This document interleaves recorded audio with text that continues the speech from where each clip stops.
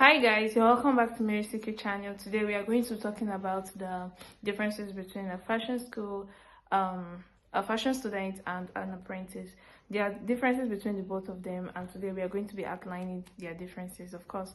So as an apprentice, you are learning what your boss is being given from her customers. Like maybe she has a customer that wants to sew an A-shaped gown, so you are going to learn how to actually sew a A-shaped gown. Probably you can even learn how to sew A-shaped gown for like 10 times.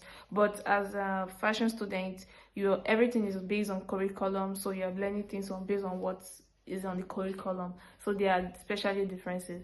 So in this aspect, you are meant to help like in an apprentice aspect, you are meant to learn, you are learned to help your boss and to sew so that you can be able to master the craft. So the way you are being taught in an apprentice, like in a roadside tailor, is different from what you are being taught. It's different, there are a lot of differences in the fashion school. But one thing about fashion is that everybody has their own way of cutting and sewing. So the way this person is cutting his own style is quite different from the way another person is cutting their own style.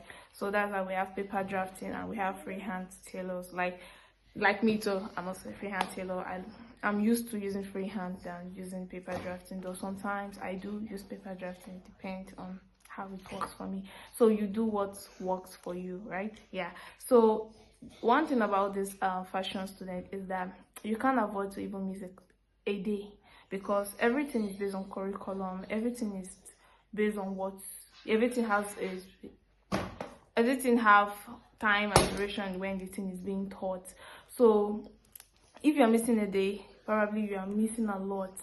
But then as apprentice, you can even, like, the apprentice cannot even come for a month and yet you can still have an idea. But it's very necessary for one to be very hardworking, determined to learn this craft, because the more you know it, the more your hand will become stronger for it. You have confidence to take fabric from customers and sew for them.